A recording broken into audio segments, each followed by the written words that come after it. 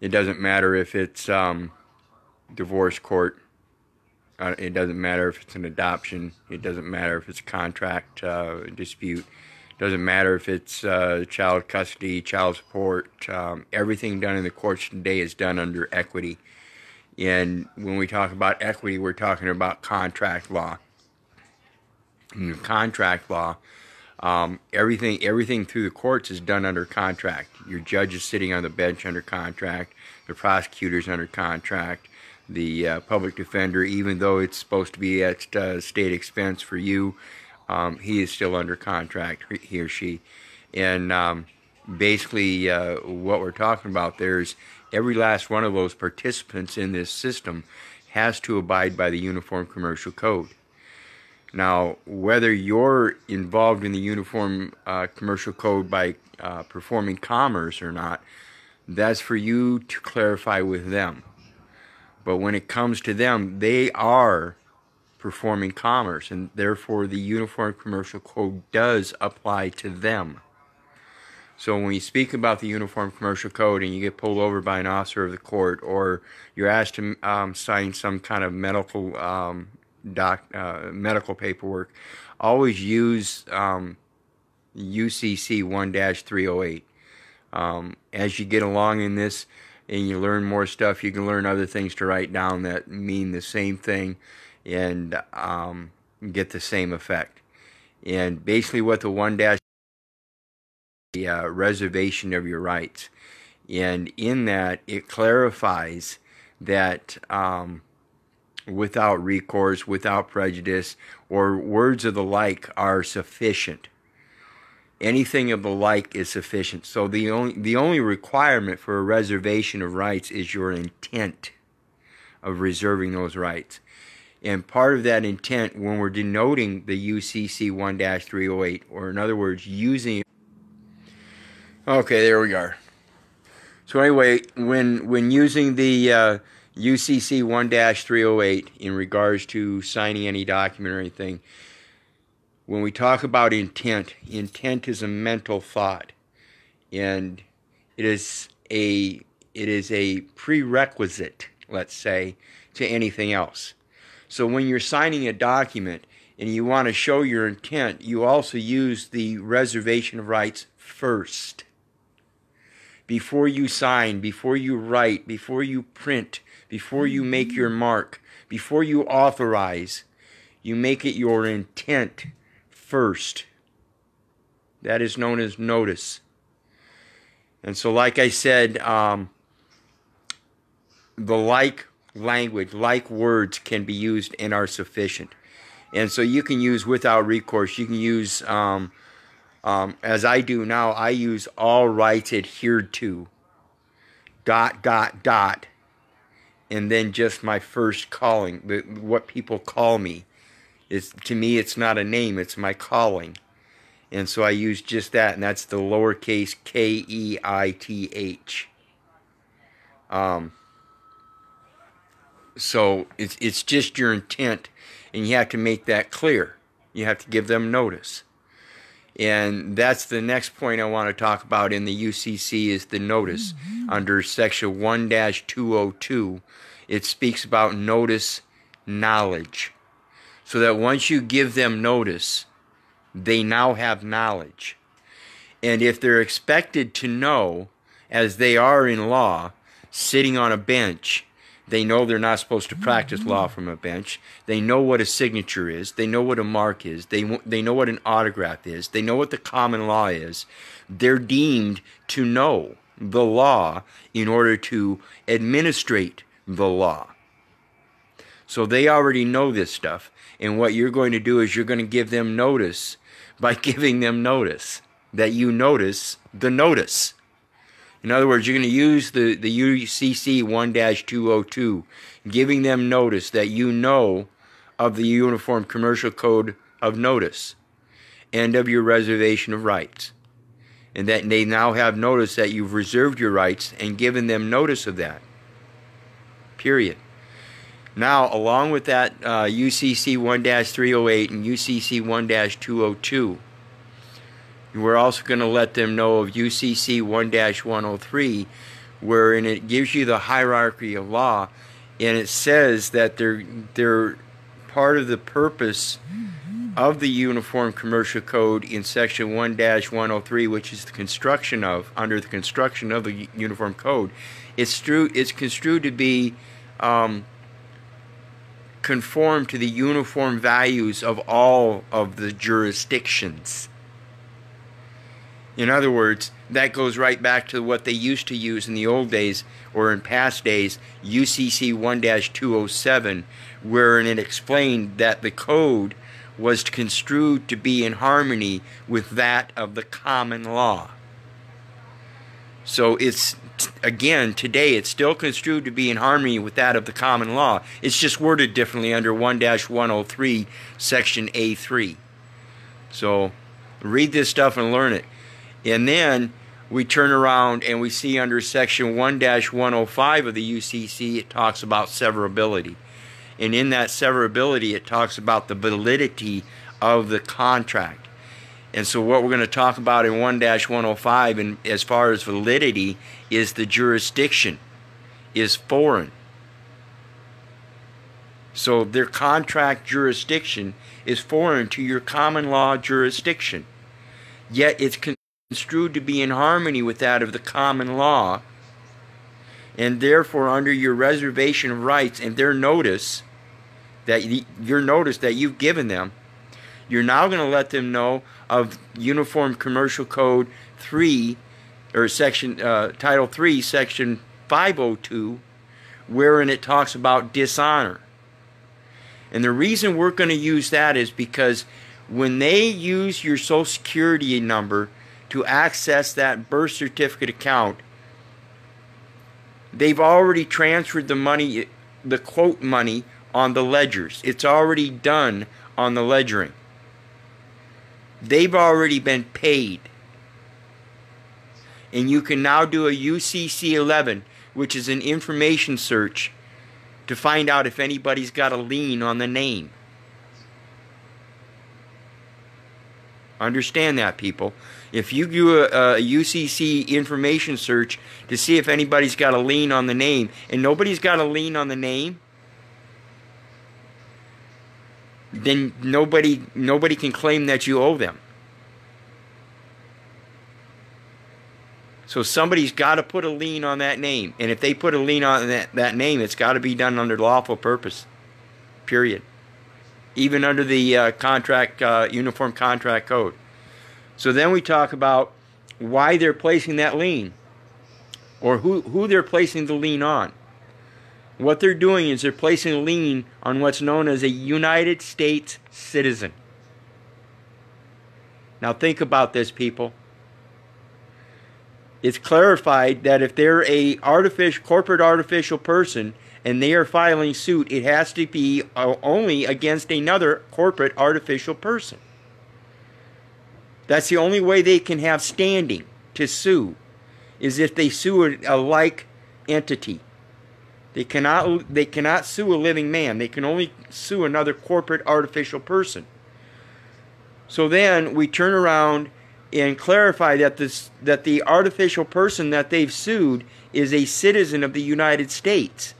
And under Title 18 of the United States Code, Sections 8 and 9, it clarifies that that is a citizen of the United States, is an obligation of the United States, and a vessel of the United States. Period. So it's not even my obligation. And so that's why I'm using the UCC 1-308 to show that under my private entity, my private capacity, you've infringed upon me by trying to make me the obligation of a United States citizen when you know verily that I am not the United States citizen. The United States citizen is a dead entity, a corporate artificial person, which is an obligation of the United States. That's their catch-22. They cannot state with those two terms under Title 18 of the United States Code, Section 8 and 9, that I am an obligation of the United States, when under Title 28 of the United States Code, Section Section 15A states that the United States is a federal corporation and not a government, including the judicial procedural section. Period. Understand this stuff, folks, and realize that when we're using these codes, we're using them because they're under contractual terms. They're getting paid a compensation. And this compensation is a federal... Okay, this compensation is a Federal Reserve note. This Federal Reserve note, again, is an obligation of the United States.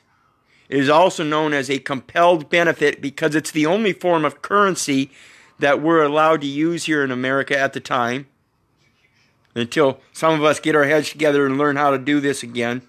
We're having to restructure things and have to relearn the things that our forefathers used to do. Benjamin Franklin made his own money. We can do the same thing. It's just a matter of using the process. We have to learn that process again. So anyway, today we've got Federal Reserve notes, which are a contract, an adhesion contract, compelled benefit, and an obligation of the United States known as a promissory note. So think about this stuff and realize that when you're compelled to perform contracts under a monopoly known as the Federal Reserve notes, you have no other use available or instruments available to use at the moment in a large capacity. There are some things you can use. There's electronic money that you can use, Bitcoin and stuff, but you can't go walk out down to a local convenience store and use Bitcoin. You know what I'm saying? So we've got to understand that when it comes down to these uniform commercial codes, we're being compelled to use them to begin with, but they are construed to be in harmony with that of the common law. So we have to make it common. We have to make our currency common. We have to make our opinions common in order for that common law to resurface. So think about this stuff, people. Whenever we're signing our name, whenever we're making any kind of contract whatsoever, whenever we're accepting any kind of benefit, that's making a contract. Whenever we're giving or offering a benefit and somebody is accepting of it on the other end, that is a contract. An exchange, however, is different. An exchange is an agreed upon exchange for equal values, whether it be a service for a product for a product, a service for a service, or whatever. And that's between two parties, and not three. When you deal with currencies, you're dealing with three parties. And whenever you deal with a currency, you deal with like I said, a third party and some terms that may not be clarified. So you need clarification. And that's what's going on in these courts and stuff today, and people using these Federal Reserve notes. People are just using them blindly. People are writing checks out blindly. Did you know, for instance, everybody listen up and listen up real good. When you write a check, think about logically, people. When you write a check, you write it out in verse, in letters, and then you also write it out in numbers. That's two different languages. You've just written two checks. You've just written two checks and only given one signature. Whereas if you use that same check, you write that or cash the same check in the same format, and you qualify that signature by using UCC 1-308 first, and then putting your name or your calling or whatever you want to mark. Signature, autograph, mark, all valid. As long as you qualify it. It has to be a qualified endorsement, reserving your rights unalienable, and inherent and common amongst us all. No other signature is valid. Any other signature you give, you're giving up or waiving some kind of right. Period. So understand, when you write a check and you don't write a qualified signature, you're writing two checks.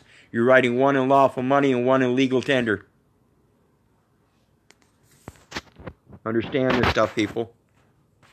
So again, I urge, and I'll be doing more videos later on, beginners, it's okay to use their uniform commercial codes.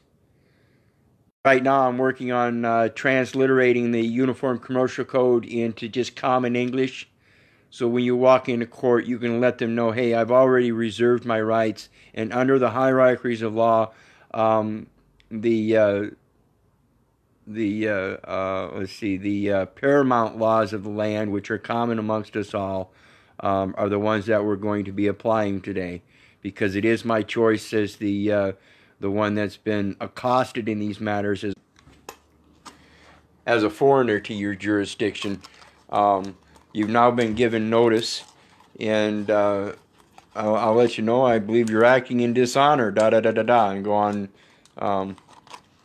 the rest of the bit there, but it's just a matter of understanding what these codes are and the process of using them. And hopefully I'll be able to fine-tune this down and get everybody a little bit more learned on how to use them, because this is very sustainable stuff that we can use against them. They keep telling us any word you use can't, or any word you say, or yeah. So when they say anything you say can and will be used against you in a court of law, use their fucking words against them. Excuse my language there, but I'm kind of tired of this stuff, and one of these days we're going to be able to show everybody how to beat these people in these courts real easy. And so my next one, on to the next one, is we're going to talk about UCC 9-402, where it says secured party not obligated. And basically what we're going to do there is we're going to explain to them we're the secured party. See, this United States citizen was created because of our being born. We are the true creditor. We are the ones that have a paramount security interest in the United States citizen. Now, by authenticating the birth certificate, both through the state and federal levels, we can prove that we are holder in due course of the trust, that we are the holder in due course of security, of paramount security interest in that estate. And it's part of the public charitable trust. So at the same time, we're going to be held accountable to act in the best interest of the United States as that United States citizen. We're going to be acting as that United States citizen, and therefore we're going to be held accountable. So when we do this stuff, we have to make sure that we clarify we are not the United States citizen. We are not agent for the United States citizen. We are the executor of the trust. And I believe as an insolvent trust, we should be collapsing it and creating and moving everything into our own private trust. As far as that's my opinion when it comes to that United States citizen. Get rid of that thing as soon as possible. And all you parents out there that have kids, those kids have birth certificates known as United States citizen. They're running them through bankruptcy every 7 years, and I suggest you go ahead and get rid of them and create your own persons for them and teach them how to administrate those persons when they become adults. Anyway, Section 9-402, secured party not obligated. And why? Because under Title 18 of the United States Code, Section 8 and 9, it speaks about the vessel of the United States and the obligation of the United States being the United States citizen. The United States citizen is not your obligation. You are the secured party in interest, paramount secured party holder, or security interest holder, holder in due course, accommodation party, creditor, settlor, trustor. You're the one that grants the use of that name by allowing them to continue using it. And how you quit allowing them to using it? Like I said, when you get a hold of that cocksucker, you grab him by his throat and kill him. You collapse the trust. Collapse that trust and create your own person. Anyway, I hope that helps you guys understand a little bit better how this UCC works, what the United States citizen actually is. And remember, anytime any court case proceeds, the plaintiff, look at that plaintiff and see if it's not a fictional entity. If it's spelled in all capital letters and the court spelled in all capital letters, they're fictional entities and they're coming against another fictional entity. The defendant will also be spelled in all capital letters. Chicago Manual Styles, Section 1147. Section 11-1147, I think. Somebody will know it. If not, I can look back through my notes, but it talks about the American Sign Language and how they're just symbols that look like the American English capital letters that are strung together to form a name known as a title. So it's not you. It's not anything to do with a living creature or a sentient being, a spiritual being, substance of life. It has to do with everything of a fictional, corporate, artificial person. So, anyway, understand they're creating parity between the corporate, artificial person and the tangible, living man, and that is a trespass. That is a trespass, a civilian trespass. So anyway, hope that helps everybody understand a little bit better. For